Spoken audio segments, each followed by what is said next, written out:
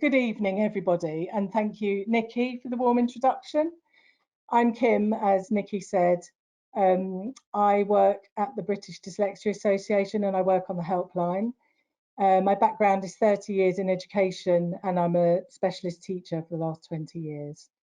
So this webinar, what we decided to do is to give the 5 most frequently asked questions from parents who call the helpline phones, and also who write into the email inbox. We thought this webinar would give everybody some feedback from tried and tested methods in the field of dyslexia in education. And we felt that because of the uncertainty we all face at the moment and the huge disruptions to children's education, that this webinar hopefully would assist everybody and offer some tips and ideas and perhaps equip you with some new tools and techniques to help with homeschooling. So the 5 questions that we picked cover the key stages of education as well as further and higher education. So hopefully everybody, the children of all ages who are in the audience, will be able to get some ideas. So teaching tools, techniques, hopefully that are user-friendly, hopefully will demystify and help you with how you support your children.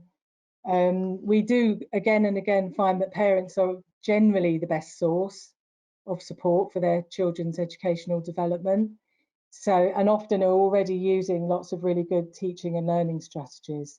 So hopefully this will just add to what you're already doing and get you all thinking. And if you have questions, like Nikki said, you can put them in the chat box and we'll make sure there's time at the end to answer some of those. And if we can't, you can always email them into the BDA Helpline and they'll be answered there. They'll be picked up by myself or one of our volunteers who are all very highly trained as well. So let's get straight into the questions. The first question here in blue says, my daughter is 8. She finds reading difficult. She misrecognises words and sometimes she can't sound them out. Her teacher says I should help her at home, but my daughter tends to throw the book across the room unless I read them to her. How can I help? So this is actually quite a frequent question that we get. And often parents are left feeling demoralised that their child won't pick up a book and won't read it. But I think what I would initially say is that it's actually a really positive thing because the child does want the parent to read to her. So that means the child is engaged in reading, enjoys stories, is enjoying vocabulary, but it's the actual reading process that's causing the problem for her. So, which often people can find with their dyslexic children, that this can be a feature really. So what I've done is I have, let me just get my mouse, just come up with a few tips and ideas. So if you look in blue, it says paired reading, shared reading, and these are probably some techniques that many of you are already reading, already doing. So if we look at paired reading, it's basically what most people do, and it's that the child chooses a book and then we ask them to read and they read. What we do with paired reading is when the child if the child stops at a word that they don't recognise or that they're feeling confused about, we give them a couple of seconds to have a go at that word, and then we quickly intervene and we give them the word.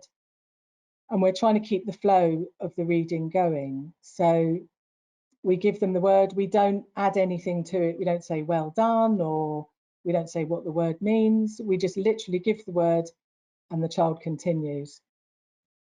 You may get another situation where the child gets to a word and they misrecognise it. So they may say cot instead of cat.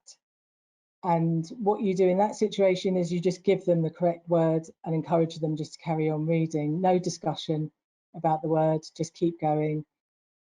Another situation might be they get to a word that they don't recognise, but you kind of know they know that word, and they may be a little bit more confident, so you might just give them the first sound of the word or the first syllable of the word. So what you're aiming to do is you're sort of interacting with each other, but the child is doing the majority of the reading.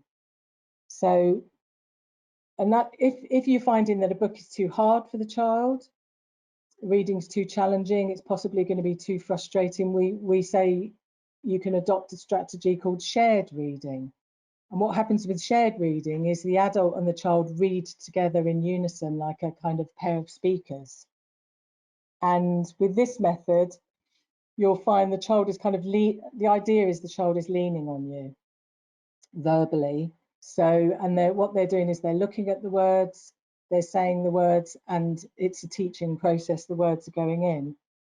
You can, as the child gets used to this method, you can agree a little signal that they'll give you if they start to feel confident to read on their own. So they might just put their hand up and take over, or you may just notice that the child is gaining in confidence with a particular paragraph. So you can just pull back with your reading and let them take over.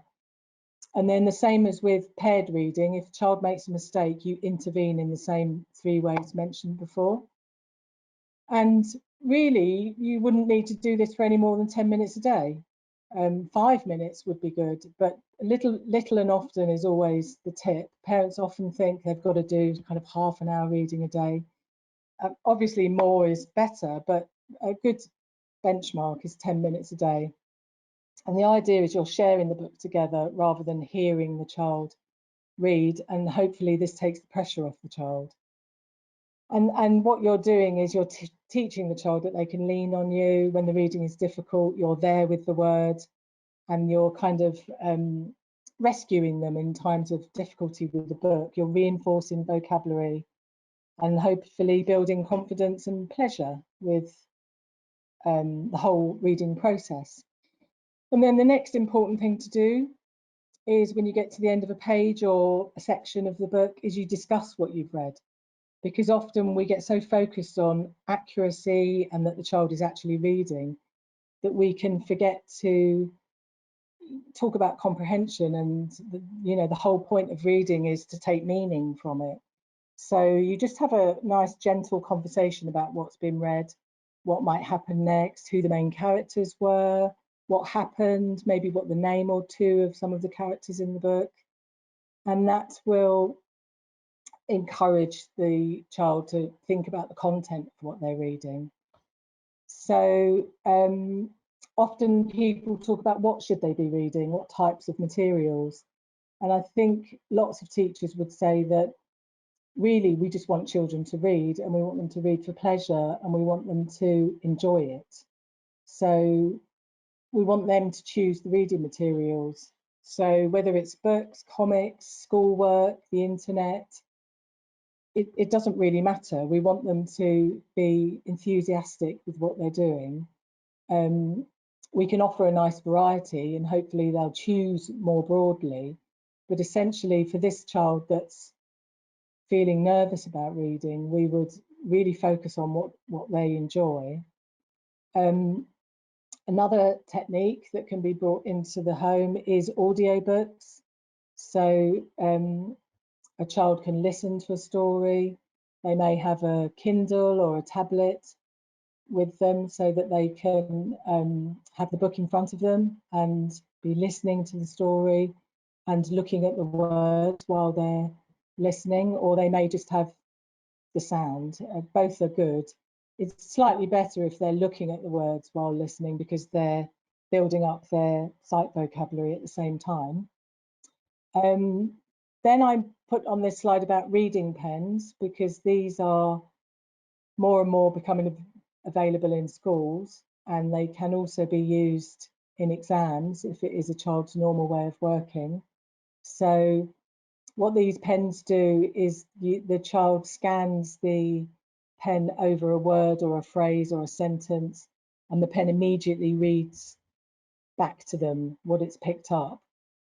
Essentially, it's kind of replacing a human, and it's encouraging confidence and independence and also building up sight vocabulary because the child is still looking at words and hearing them. And often people worry that these bits of assistive technology are kind of cheating in some way, and they're not, because they're encouraging so many positive learning experiences. And the company that make them do a try before you buy scheme. So you can try them out before you purchase one, which is quite a good thing because it may not suit everyone. And in the handout that I've given Nikki, there's various links. And one of them is a link to a demonstration of one of these reading pens being used. So that's quite useful. Another thing I always say when I talk about reading is, has the child had a sight test? Because sometimes children need glasses and we don't realise, and it may be that they've got double vision or blurred vision, and it may be that they need prescription glasses, and that's something that can be forgotten and obviously would really impact on reading efficiency if the eyes aren't seeing well. And also people often ask about screen tinting and tinted overlays, and to have this done, it's a highly specialised field, but it can be done by an optician who's trained to work specifically with reading skills, and they're called behavioural opticians, and they have this specialist interest in eye movement and visual stress and colour sensitivity. And many high street opticians have done this additional training, so you can check locally to see if there's an optician in your area that does this kind of assessment. And in the handbook I've given you, the handout, there is a couple of links to screen tinting and tinted overlays. So that's a quick overview for that question on reading, and hopefully some useful tips there. So I'm now going to move on to question 2 in yellow, which we're now going up the age group a little bit. And this is another frequently asked question, and it says, my son is aged 11. He's struggling with his homework. He says he finds it difficult to structure his ideas, and that his difficulties with spelling means he works very slowly. So these are another 2 quite typical features with dyslexia, in that it can be difficult to structure thinking, to structure ideas, to put ideas down on paper. And then that's compounded if there are spelling problems, because children and people end up over focusing on the spelling and then losing their creativity and losing what they wanted to write. And then the whole thing becomes an issue about spelling. So we get lots of questions about this, about how can this be helped at home? So this slide also has some links in the handout. So this young guy needs some help with planning his homework. So what we could initially do is do a piece of reading with him, piece of his homework, read it together with him, maybe read it to him, and encourage him to highlight the key points in what he's being asked to do in this piece of homework. And it's quite often instructions, or it's quite often more than one set of instructions. So there might be words like describe, explain, explore.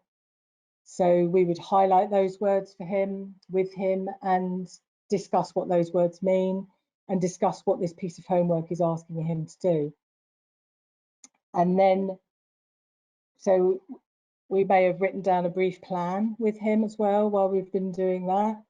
So he's hopefully got his ideas about what he's going to write about. And then we may get to this issue of losing his ideas because his thoughts are becoming maybe unstructured and spelling is getting in the way. So sometimes it can be quite liberating for someone doing their homework if we take a dictation from them, and that by doing that we take away the issue of spelling and the issue of writing and worrying about handwriting. So the child dictates their ideas and we just write it down for them, and that can often really free up the thinking to and create more creativity really. And we may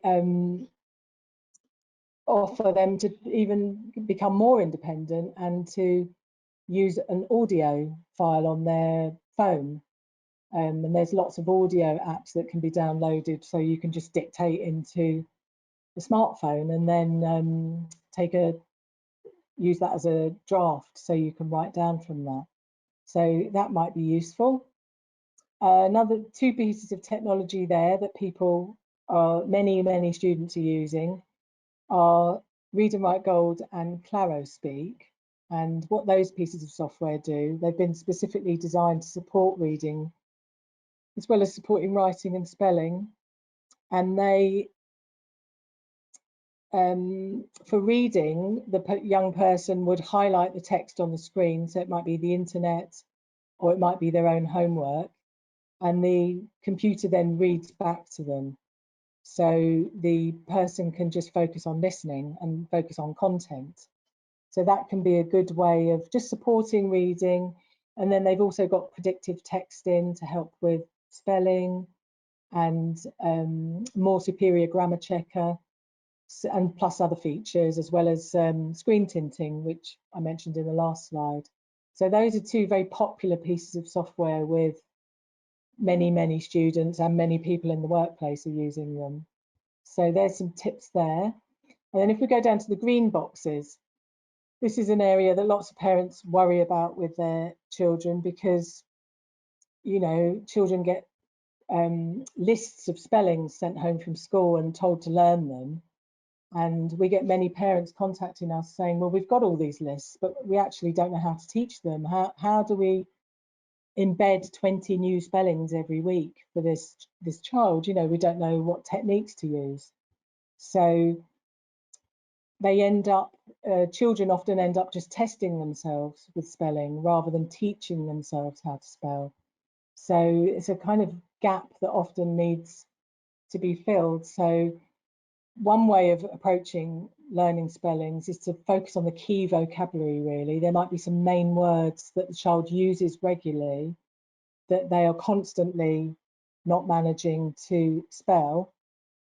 So it can be good to identify some of that key vocabulary that they want.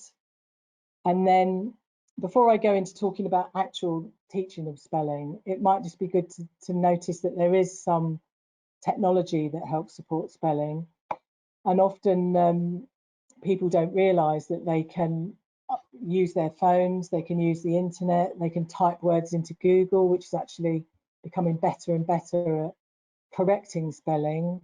You can ask Siri for specific words, and Siri will spell them out loud.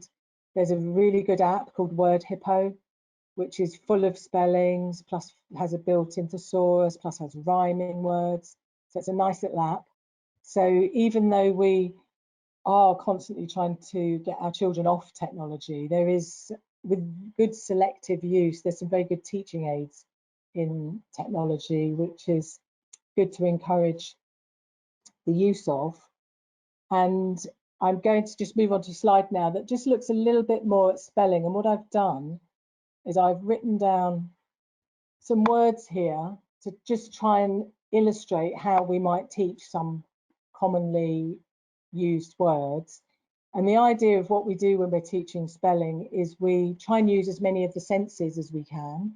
So it's called multisensory learning, but it basically means we try and get children to look at words, then we try and get them to say the word so that they're sort of feeling the sounds of the word in their mouth. As they're saying it, they're hearing the words. And then we want them to touch and move words as well. So that might involve clapping, to clap out the syllables in words. It might involve writing words down and cutting them up with scissors and moving them around to look at how different words can be built up. And I put some examples here of how we might write some words down, or some of the games we may play. So say we had a child that was trying to learn the word when, which is a common word that comes up. We might use some colour to make the word much more visual, so they can see that, look, there's the word hen in the word when, which it's just a little trigger to help with spelling. Then over here, we've got this letter pattern, IGHT. That's often a really difficult letter pattern because it's got all these silent letters in it. So we might have a little game where we say they were trying to learn the word right.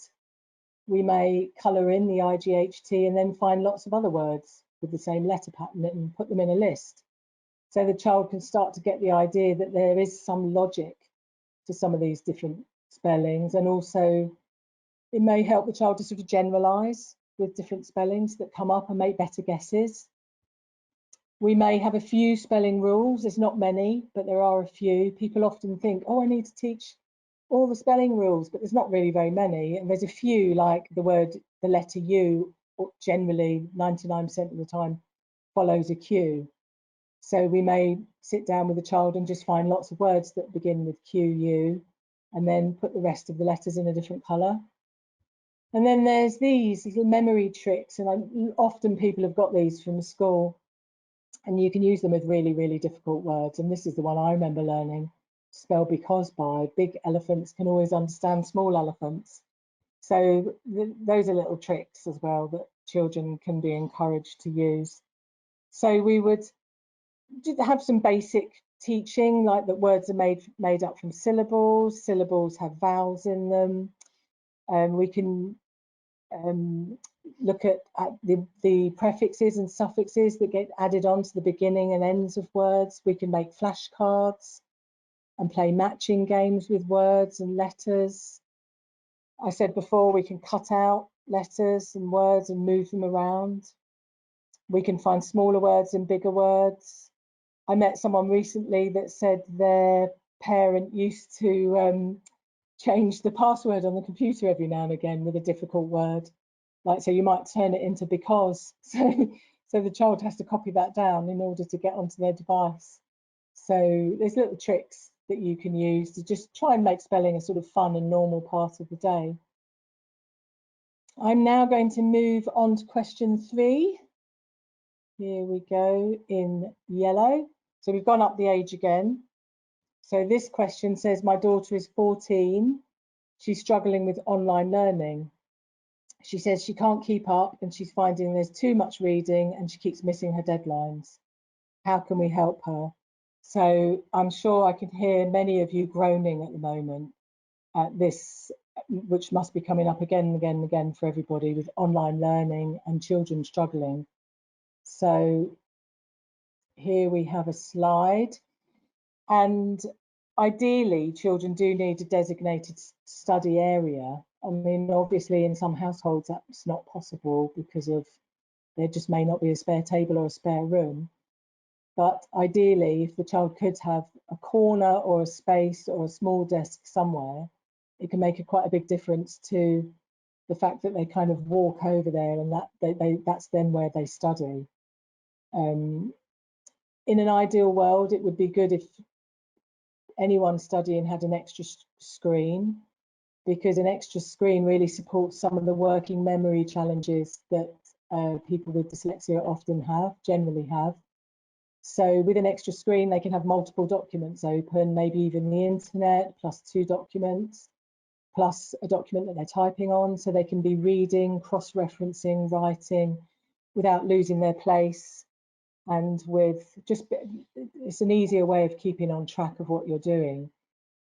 Whereas kind of staring at a very small laptop or even a small device can sort of increase the burden for studying. Ideally, colour coding can help with studying and organisation skills, because similar topics can be put into similar coloured files. There's lots of other wall planners and charts that can be used. The aim is to sort of set small targets and plot deadlines in a more visual way. There's lots of apps and web platforms as well that can help with organisational skills, such as Trello. People may or may not have heard of that. It's a free web-based platform for organising projects, and you can put pictures into it and MP3 files. There's something called Evernote, which is pretty well used by lots of students as well. It does a similar thing. These things tend to synchronize with other devices, so they can sort of be updated on the go. There's something called Focus Booster, which I've been hearing a lot lately, which students are using to sort of help them keep their focus and to keep them on track of their studies. Something as simple as an electronic calendar can work for plotting in targets and deadlines and getting alerts for that. So this young person may also have a few challenges with their reading skills, so may benefit from the software that I mentioned previously that does screen reading and dictation software. So it may be that some of those could be explored to help as well. And one of the good things about some of this specialist software is reading can be converted into MP3 files. So if someone doesn't have an audio book or a Kindle, they can convert reading into MP3 files and then email it to their phone or have it on a different device and then just listen to their reading while they're on the go, while they're on their daily walk. So there's lots of different ways that this kind of technology can be used to support studying. So hopefully within that group of ideas, this young person would have a few tips to help them stay on track and help them stay organised.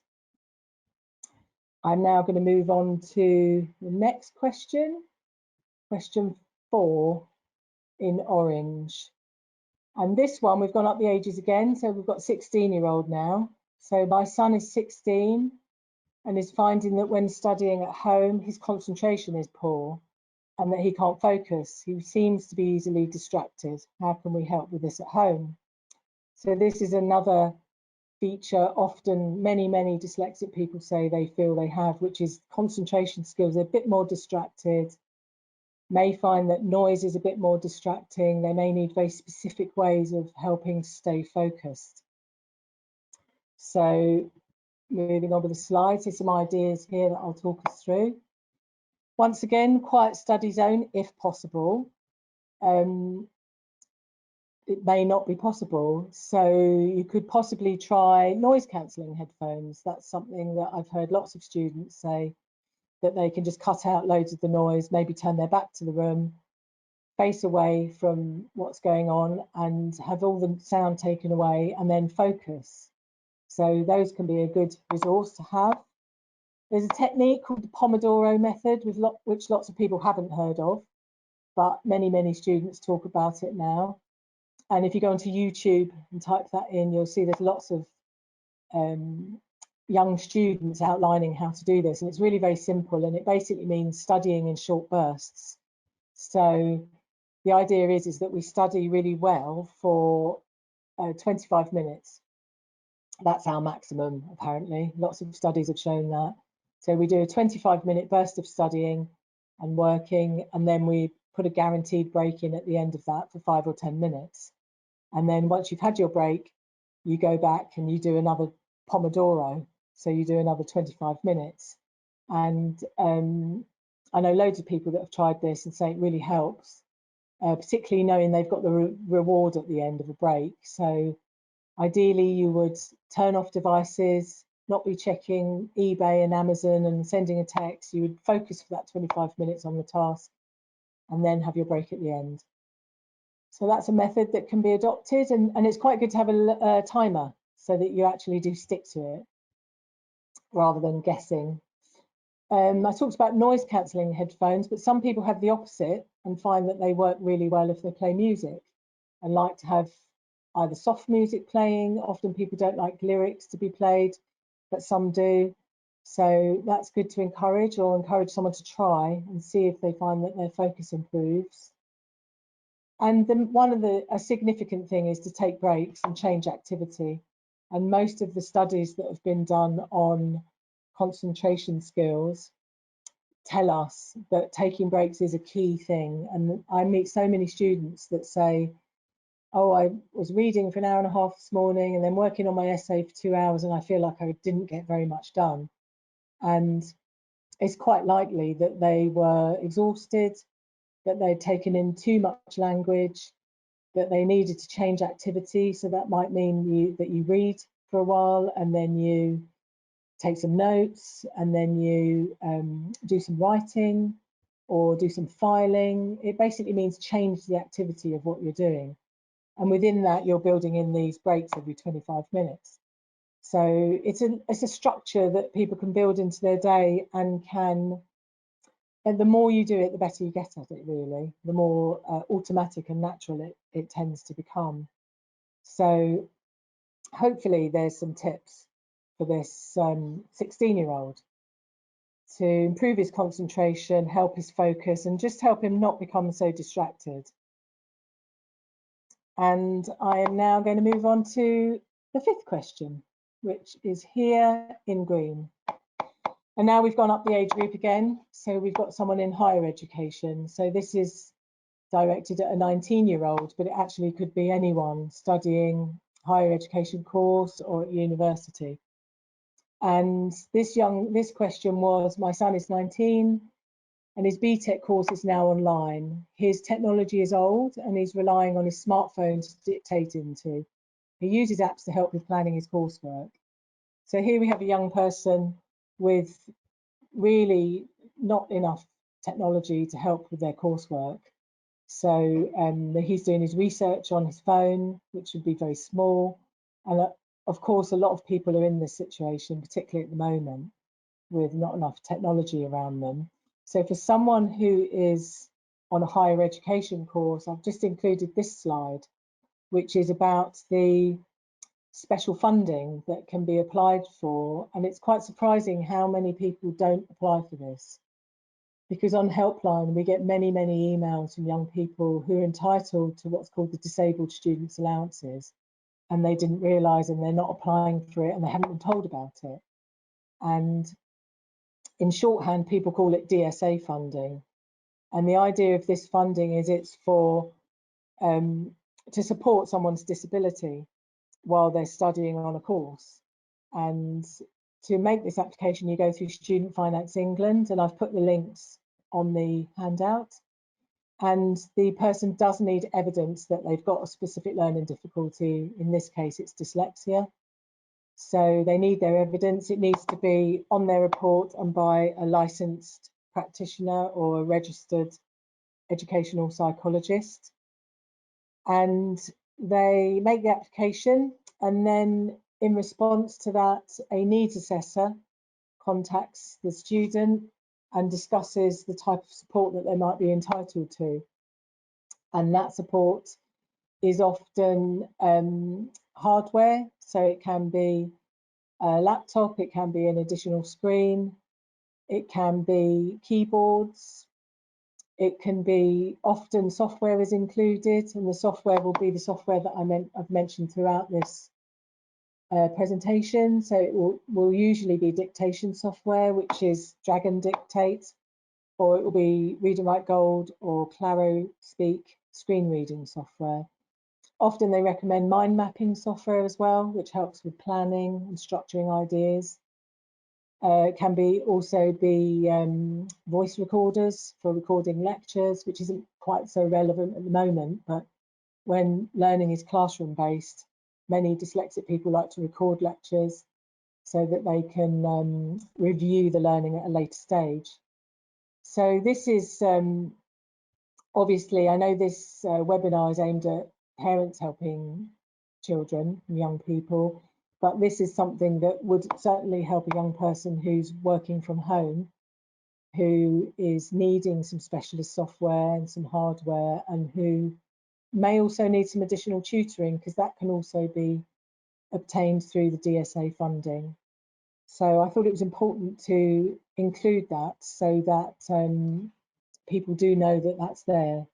And any concerns or thoughts about that, once again, you can write into the British Dyslexia Association helpline, and we will try and give some guidance on that. Because if a learner doesn't have a diagnostic assessment, there is an interim assessment that is being allowed to be used at the moment, because a diagnostic assessment can't be done online, and it's called an evaluation of need. And it's an diagnostic assessment that can be done through video. And even though it can't say that a person is dyslexic, it can say the impact of their needs on their learning and enable an application to be made for DSA funding.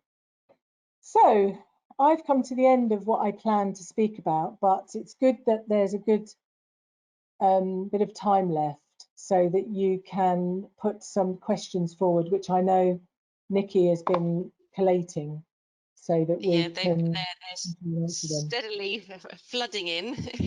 Okay. If that's not a contradiction in terms, lots and lots and lots of questions.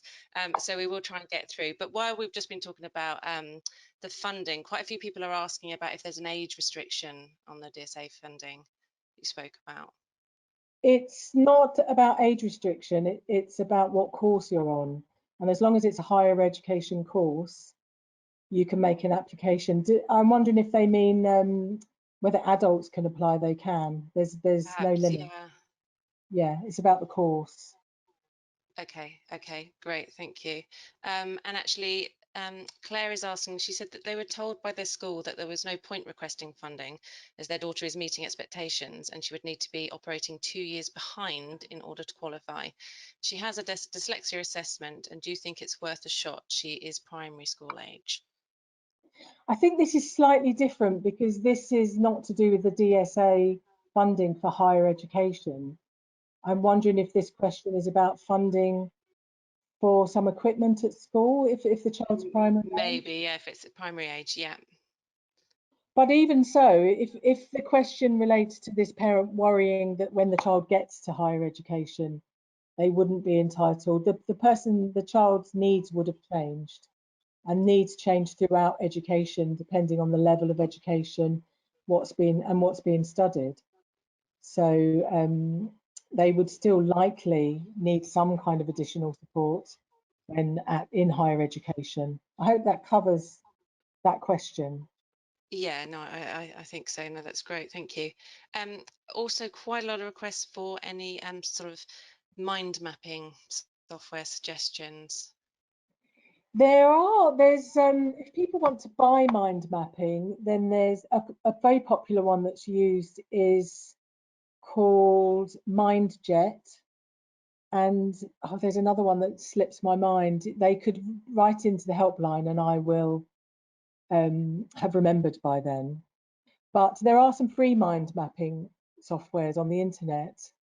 There's one called Poplet that I've seen students use. So, and there's also free apps that are mind mapping as well. So they can do a little mind map on their phone and then maybe send it to the printer or use it while they're on the go. So Okay, those are brilliant. the main Actually, ones I know. I can only think of MindJet.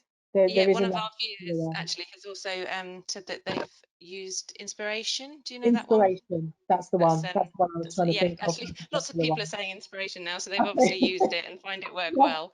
that's good. And that's a See, the free one, I students believe. Is that already have right? the knowledge. Sorry?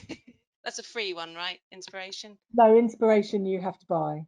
Oh, you But do. it is Okay. something that with the DSA funding would be funded. Some further education colleges have bits of software that they will loan to students or have available on their networks. And some schools do have different software available as well, depending on what they've decided they would purchase in. So it is Brilliant. worth Thank you. asking the school whether what they've got. Definitely, yeah. Okay, great. We have a question from Victoria. I'm trying to read these. They keep scrolling up too fast. It says, my 8-year-old is struggling to learn her times tables and also tackling word-based maths problems. Do you have any tips for her? I think maths is often a real area of difficulty with because maths relies heavily on working memory, and often working memory is an area of difficulty with dyslexia. So what you would be trying to do with maths is adopting, so if you remember that slide about spelling that showed color coding and also the idea of making things more concrete. So you might have objects in front of you that you would move around to try and demonstrate concepts. You may do drawings of mathematical concepts that you cut up. For things like an apple can be cut into 4, so it's kind of concrete to show quarters. And times tables would need to be done in a similar way, and they are notoriously difficult for people with dyslexia to learn, but they can learn them. And I've met dyslexic students that say they've enjoyed using rhymes and timetables recordings. I know there's some on YouTube that I've seen that are very visual and auditory, so they learn a song. So they're kind of tapping into the right brain and being more creative using singing. And maybe you would divide them out and not try and learn the whole lot in one go, but learn sections of them at a slower pace. And obviously there's the, I can't remember what it's called, but it's a times table card, isn't it? Where it's a grid.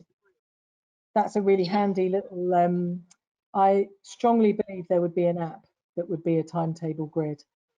There has to be now, which would give the child a sort of handy reference guide. And people often worry that that's cheating, but the more we look at correct answers and the more we engage with maths, the more it tends to embed.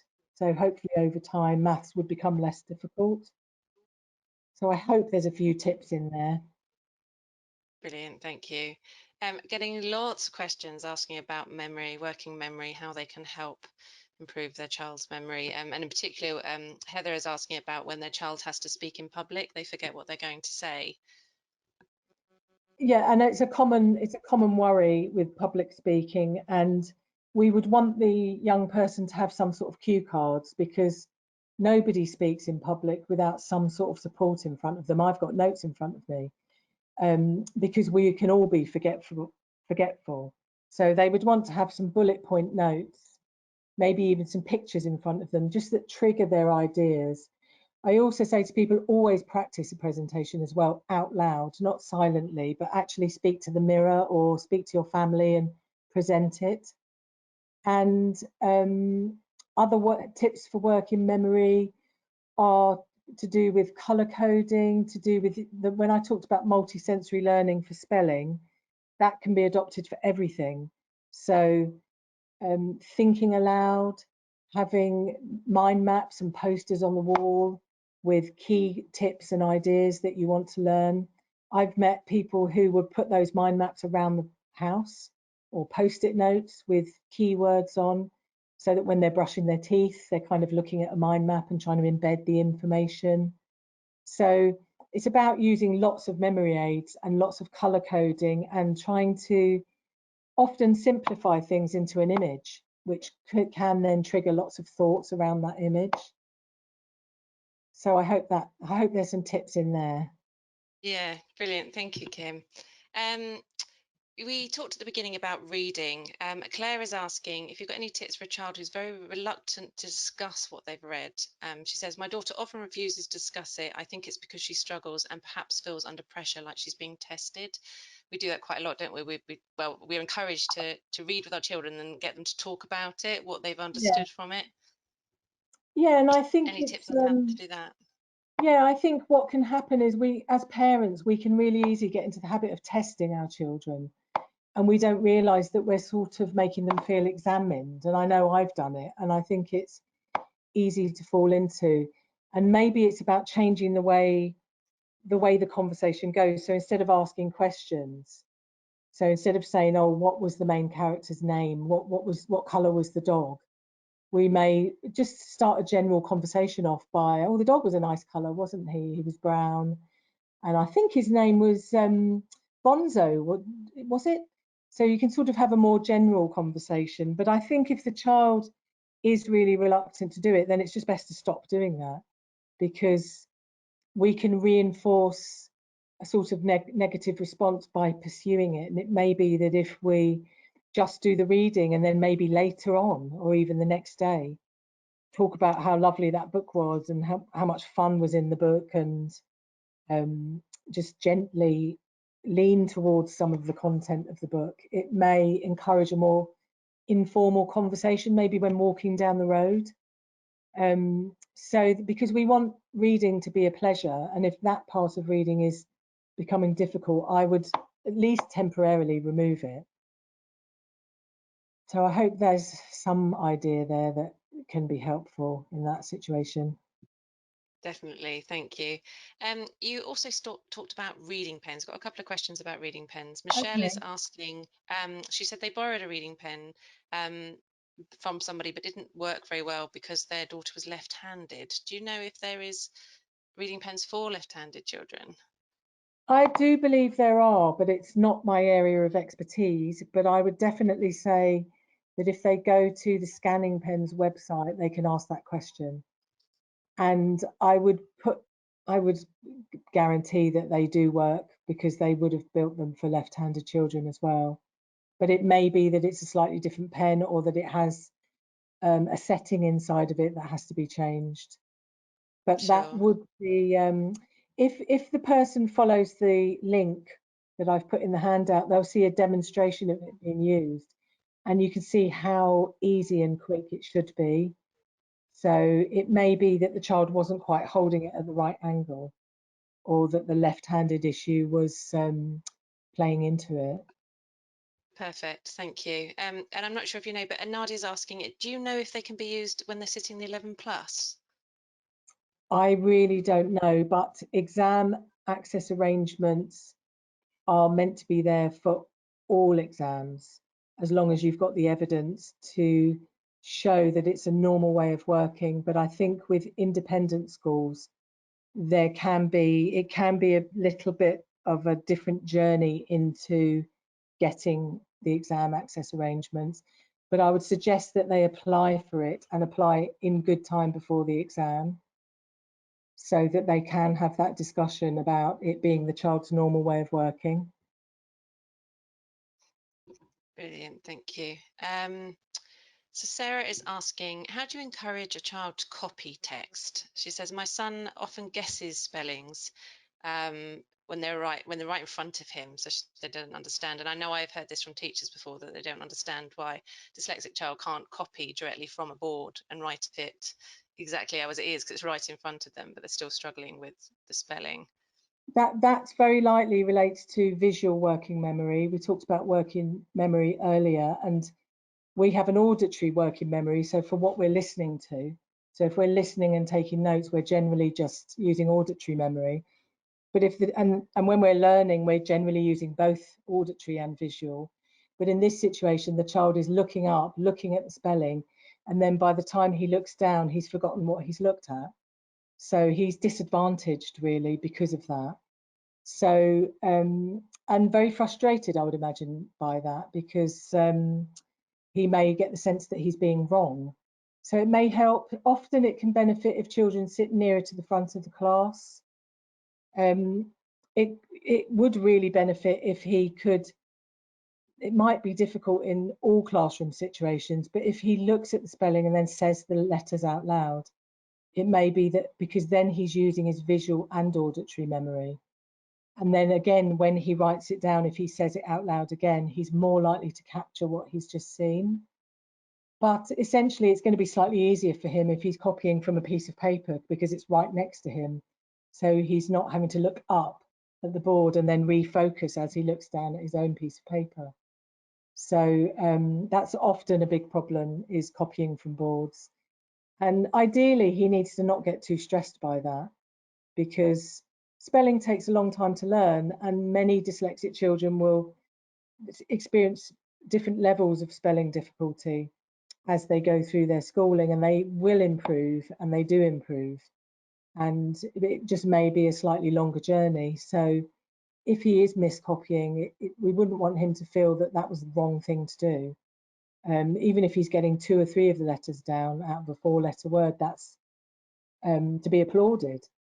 And we can, when he brings his spellings home, we can fill in the gaps for him, and applaud the ones that he did write down, because he is working harder than his non-dyslexic peers.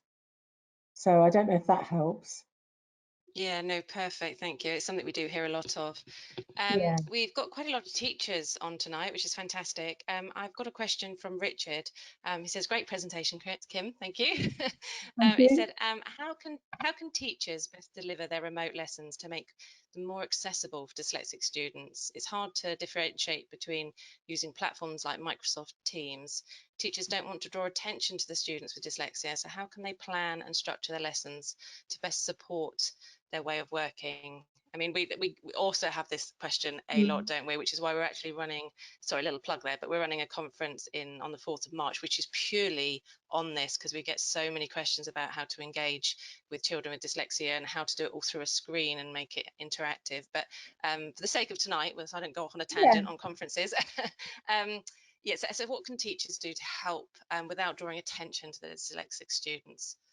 So I would suggest, so for the actual delivery of the teaching, I think most of these platforms are the same now, whether it's a school sharing platform or whether it's Zoom or whether it's Teams, they all have most of similar built-in features. So it would be good if you sent the reading materials out in advance, So anyone with a reading difficulty has got a chance to prepare themselves and read before class. So they're not being put on the spot to read while they're listening to the lesson happening. So that can be a real bonus. To work in sort of short chunks of information. So the people have a chance to embed information in working memory. So we're not kind of delivering swathes of learning in one hit, that we kind of break it up. If you're using online resources, it's good to break the reading up with charts and images and bullet points so that the text is actually being broken up and looks a bit more interesting. You can also encourage lots of discussion to consolidate learning, lots of group work. If there's any reading to be done in those groups, I would nominate it to the people that you know are strong readers. So you could kind of say, oh, Nikki, could you do the reading for that group? Or encourage volunteers to do reading, because the stronger readers will volunteer. Someone that struggles with reading won't volunteer, and that's what we want. We want them to be able to just comfortably sit and listen and focus on the content, rather than agonizing over having to read out loud, which is often a source of great distress for people with a reading difficulty. And I would say that you could also contact your learners who you know are dyslexic outside of class and have a chat with them about what are they particularly struggling with. And some of the things that have come up tonight, you could just offer them some strategies. And the technology that I talked about with the screen reading and the dictation, most smartphones have that built in. It has to be switched on. Unfortunately, they don't automatically switch it on, the makers. So lots of people I meet, if I talk them through how to switch on dictation, screen reading, they're absolutely stunned that they've got that in their pocket. And the same with laptops. Most laptops computers have immersive reading features built in. They're part of Microsoft, and they're fantastic. They are screen reading software built in and dictation built in. And they're not quite as polished and good as the ones that we purchase. But if in the absence of anything else, they're fantastic. And if the teacher discovers screen reading software, a teacher can convert reading materials into MP3 files and email them to students. And that could be a really nice little supportive strategy that you could offer, particularly older students who may be kind of coming up to GCSE level, where they're doing lots of reading. So, and multisensory learning. So as much changing between discussion, looking, listening, reading, writing, as much swapping between those activities as possible. Lots of videos, lots of web-based platforms can help. I hope I've covered everything in like a fast forward 2 minutes on that. Yeah, We do have a handout on our website. We have got a handout about yeah. online learning, and like Nikki said, we have got is it a webinar, Nikki, or is it So we have for teachers, we have a conference on the 4th of March, which is yeah, all about online learning and making it engaging. yeah, And we have sadly run out of time, because so many questions and some really great ones as well. But as Kim has said, please do reach out to the helpline if we haven't managed to get to your question. One of the questions that literally has come in it leads me nicely on to next week, because it's about Heather has asked about ideas for a 9-year-old for creative writing skills, which ironically next week's free webinar, next Wednesday, we have the multi-award winning novelist Sally Gardner, who is doing exactly that. So Heather, if you're free, next Wednesday is another free one. Just register online. If you can't make it, as with all our webinars, you get a recording of it. So just register and you'll get a recording of it anyway. So yeah, I'm so sorry that we can't get through more of them. There's some fantastic questions coming through, and some lovely feedback as well for you, Kim. I think you've helped a lot of people tonight. So that's just that leads me to wrap things up really, and just to say keep an eye on our website and social media, so we can continue to help provide support. Don't forget to fill out the survey if you get a chance, to let us know what else you would like us to discuss in this series. And yeah, so just to say thank you again, Kim. It's been fantastic. Thank you for giving up your time, thank you. and It's a to everyone for pleasure. joining us. And yeah, keep an eye on to the next webinar. Thanks, guys. Good night. Take care. Bye. Thank you.